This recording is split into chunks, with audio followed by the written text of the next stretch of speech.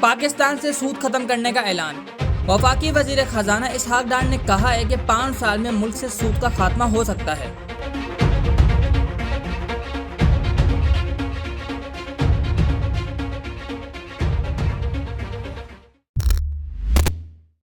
السلام علیکم ناظرین، میں ہوں حسن علی اور آپ دیکھ رہے ہیں کراچی اپڈیٹس۔ اسحاق ڈار نے کراچی میں federation of Pakistan chamber of commerce and industry اور مرکز الاقتصاد اسلامی کے زیر اہتمام حرمت سود کے عنوان سے سیمینار سے خطاب کرتے ہوئے کہا ہے کہ سود کے ذریعے پیسہ کمانا آسان ہو جاتا ہے لیکن یہ جائز نہیں۔ اسحاق ڈار کا کہنا تھا کہ سودی نظام کے خاتمے کے لیے شرعی عدالت کے فیصلے کا خیر مقدم کرتے ہیں۔ ملک میں 20 سے 21% بینکاری نظام پہلے سے اسلامی بینکاری ہے۔ کوشش ہے کہ 5 سالوں میں مکمل طور پر اسلامی بینکاری نظام رائج کر دیا جائے۔ ہم نے اسلامک بینکاری نظام کو پاکستان میں ایک کامیاب نظام کے طور پر رائج کرنا ہے۔ وزیر خزانہ نے کہا ہے کہ 2 سرکاری